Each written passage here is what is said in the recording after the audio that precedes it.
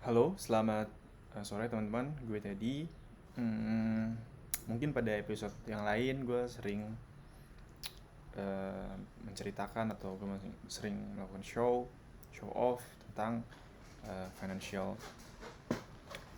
education gitu ya, kayak untuk push kita membeli saham, membeli kripto atau membeli emas gitu. Sebetulnya ini sebenarnya cuma kayak sharing atau cerita aja.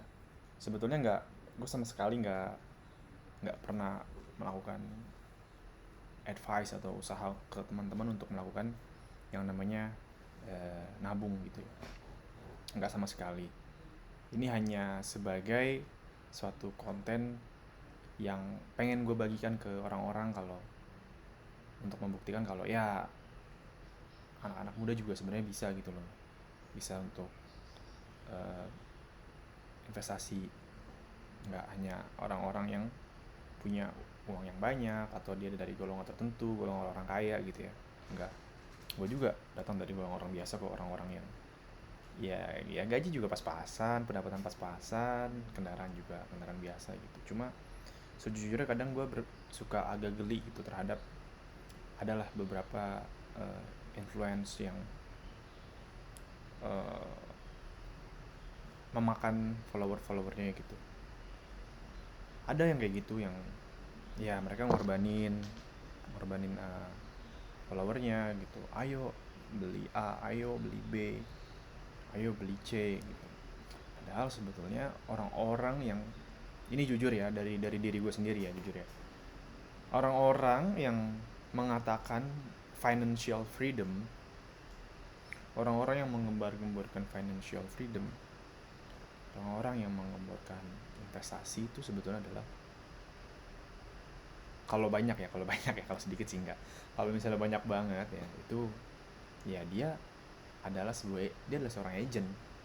Nah, maksudnya gimana agent? Iya, dia itu adalah agent, itu kayak semacam sales untuk suatu produk investasi gitu. Karena kan dulu 2020 2021 kan digembar-gemborkan itu saham. Ayo beli saham A, ayo beli saham B, ayo beli saham C. Digembar-gemborkan lah tuh beli. Banyak tuh orang beli ya kan. Akhirnya boleh dipucuk terus nyangkut turun. Ya buat mereka influencer emang enak. Mereka dapat uang banyak dari iklan, dari menginfluence para followernya. Udah gitu engagement mereka juga jadi naik, jadi tinggi. Terus habis itu juga mereka juga belinya di bawah, harga bawah, lalu ketika anak-anak atau follower mereka ikut beli, mereka dapat di harga yang return yang sangat tinggi gitu, dan mereka bisa jual di harga yang atas.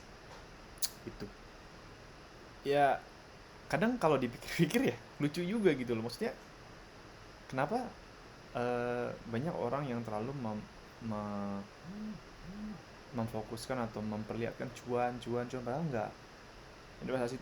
Investasi itu nggak selamanya tentang cuan gitu. Investasi itu bukan tentang cuan, tapi tentang gimana lu bisa dengan sabar ya memanage hawa nafsu lu gitu untuk melakukan sell and buy. Sebenarnya itu. Dan juga mengasah kemampuan lu untuk menganalisa suatu produk. Apakah harga terlalu mahal, apakah terlalu murah, kayak gitu.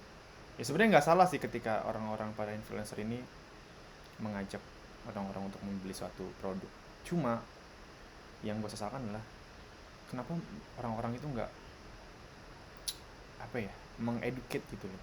Oh gini loh, kalau misalnya lu mau, misalnya let's say lu mau beli Antam, saham Antam, beli saham Antam, ya yang harus kita ajarkan ke followers itu ya coba dilihat pendapatan dia itu berapa dalam kuartal satunya, kuartal duanya, kuartal tiganya, atau dalam tahunannya pendapatannya, debt equity ratio-nya berapa, atau return of investment-nya berapa, return of equity-nya berapa persen. Semakin banyak return of equity, maka perusahaan semakin baik karena kemampuan mereka untuk masukkan uang itu ya semakin besar. Harusnya seperti itu yang pertama. Yang kedua, apakah perusahaan itu under value atau enggak? Under value-nya itu ya dihitung dari, yang nggak usah jauh-jauh, dihitung dari misalnya kalkulator Graham atau Warren Buffett gitu ya. Apakah sudah terlalu mahal? Simpelnya PBV deh, PBV di bawah 1 itu berarti PBV itu value book ratio ya, value book, udahlah pokoknya itulah PBV ya. PBV di bawah 1 itu artinya murah, di atas 1 artinya mahal, tapi terkecuali pada saham-saham tertentu gitu.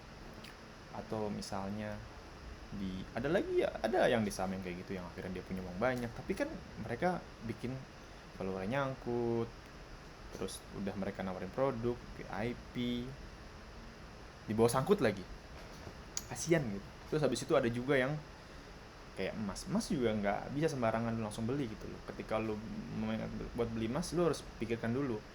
Satu hal yang harus dipikirkan adalah emas itu punya resiko. Ya, resikonya adalah bukan liquidity. Resiko emas itu adalah spread. Jadi kalau misalnya hari ini lo beli 1 juta, lo nggak akan bisa menjual, dan harganya naik ya, misalnya 1.20.000, lo nggak bisa menjual di harga 1.20.000. Kenapa? Karena spread broker emas itu paling di harga 980.000, pasti di bawah harga jual gitu kira-kira, dan itu jangka waktunya lama. Kalau lo main investasi di emas ya mungkin setahun, 2 tahun, 5 tahun, nah itu baru berasa gitu. Nah selanjutnya apalagi nih di kripto, contohnya di kripto tuh banyak banget, ada yang nawarin NFT lah, ada yang nawarin kripto A, kripto B, kripto C, kripto lokal, kripto anak bangsa, kripto anak, banyak banget. Itu hal-hal yang kayak gitu tuh dikasih tahu dulu gitu loh risknya. Coba sekarang kita lihat ketika market lagi bearish begini semua, mana orang-orang itu yang kalian bangga-banggakan. Ada juga anak-anak muda yang umurnya 24 tahun, terus dia punya uang, katakanlah dia bilang pamer, punya uang 2M, 5M. Mungkin kalau kalian pada ngikutin ya, salah satu orang itu ada tuh yang gue ikutin dari dulu.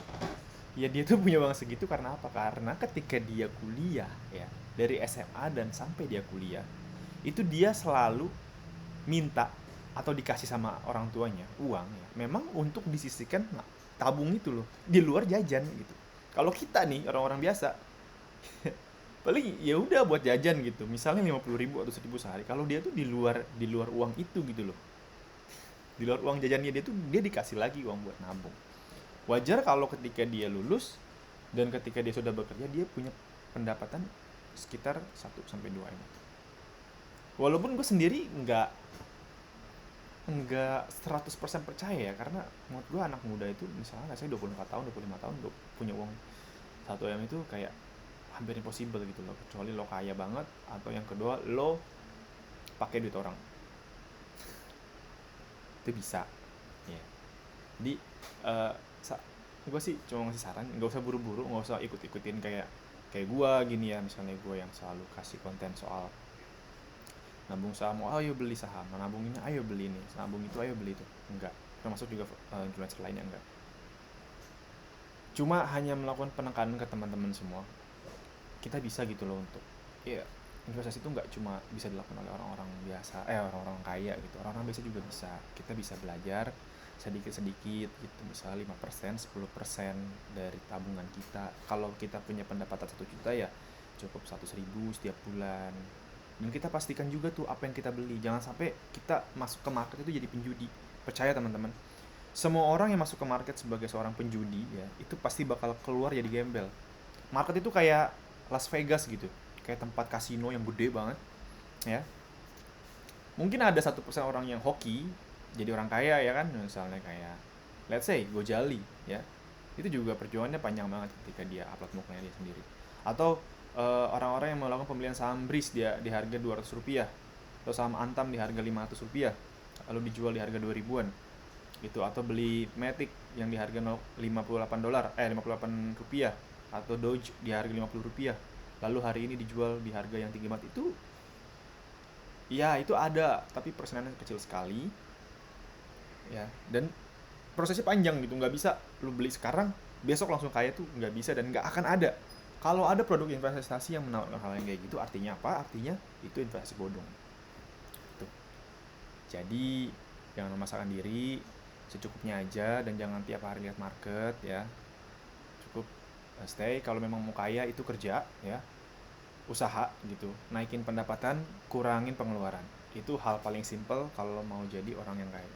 Gue juga belum jadi orang kaya yang kaya, tapi gue berusaha nih ya, kalau kita dari financial freedom ini ya kita bikin passive income yang gue capai adalah dengan cara nabung USD di Pintu, ya kan, gue dapat earn di sana, lalu saving money-nya itu dalam bentuk ada yang uang, ada yang emas, ada yang kripto, ada yang saham. Dari saham itu juga menghasilkan passive income lagi berbentuk dividen.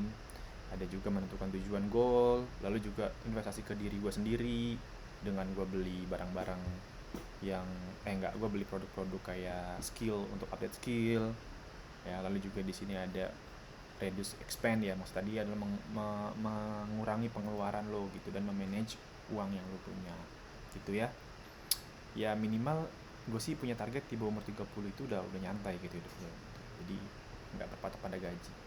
Oke, itu aja mungkin sharing hari ini, cukup panjang ya, dan gue random banget talkingnya nih karena nggak ada structure, nggak ada teks yang gue buat, ini asal aja langsung dari otak gue.